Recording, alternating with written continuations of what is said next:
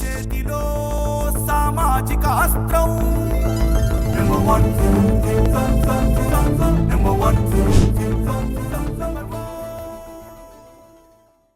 Welcome to number 1 news. This is Divya. తల్లిదండ్రులు ఎంతో ప్రేమగా తమ బిడ్డలను పెంచుతారు. వారి కోసం, వారి అభివృద్ధి కోసం పడరాని పాటలు పడుతుంటారు. తమ బిడ్డల చదువుల కోసం, ఉద్యోగాల కోసం పుట్టిన ఊరిని కూడా వదిలి వెళుతుంటారు. బిడ్డలపై తల్లిదండ్రులు చూపించే ప్రేమకు వెలకట్టలేం. అయితే కొంతమంది పిల్లలు పక్కదారులు పడుతూ వారికి చెడ్డ పేరు తీసుకువస్తుంటారు. కానీ హైదరాబాద్ జీడిమెట్లలో జరిగిన ఒక సంఘటన యావత్తు సమాజాన్ని కలిచివేసే విధంగా ఉంది.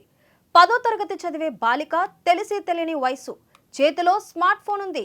బిడ్డ ఎక్కడుందో, ఎలా ఉందో తెలుసుకునేందుకు అమ్మా నాన్నలు కొనిచ్చారు. కానీ ఆ బాలిక తల్లిదండ్రుల నమ్మకాన్ని వమ్ము చేసింది.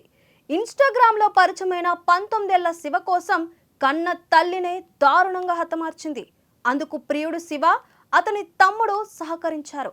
ఈ సంఘటన వివరాల్లోకి వెళితే, హైదరాబాద్ జీడిమెట్లలో తన ప్రేమను వ్యతిరేకించిందన్న కోపంతో తల్లిని బాలిక చంపిన కేసులో సంచలన విషయాలు వెలుగు చూస్తున్నాయి.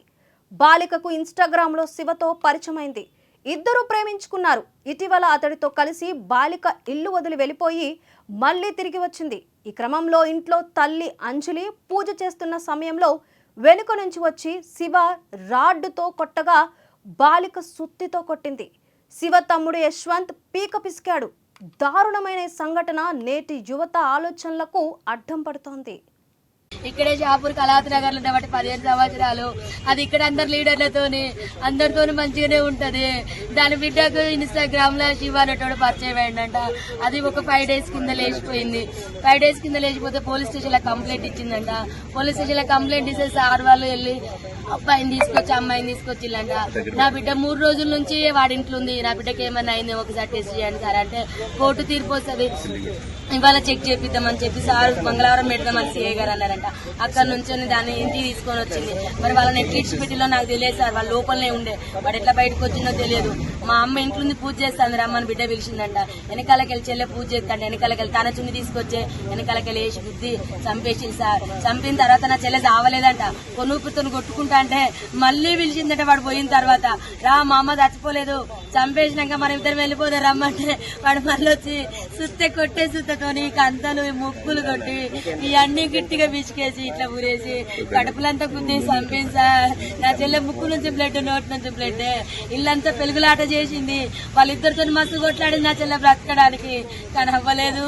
నా చెల్లె పెద్ద బిడ్డ చేసింది సార్. దాని వల్ల లవర్ చేసింది సార్ శివానటోడు. అమ్మా నా చిన్న బిడ్డను బయటికి పంపించిల్లు. నా చిన్న బిడ్డ ఉంటే చంపబోవు. అది 8 నెలల నుంచి ప్లాన్ చేసిన సిఐ గారికి కంప్లైంట్ ఇచ్చింది.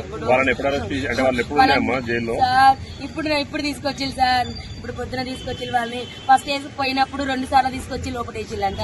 మరి వాళ్ళు ఎందుకు పిచ్చిల్లో ఏ రకంగా బయటకు వచ్చినో తెలియదు సార్. వాడు బయటకు వచ్చి వెంటనే మా చెల్లెని చంపేసిండు. ఇంత దారుణమా, ఇంత మోసమా, ఇది అన్యాయము. న్యాయం కావాలి సార్ మా చెల్లెకు. మరిన్ని లేటెస్ట్ అప్డేట్స్ కోసం చూస్తూనే ఉండండి నెంబర్ 1 న్యూస్. సామాన్యుడి చేతిలో సామాజిక అస్త్రం.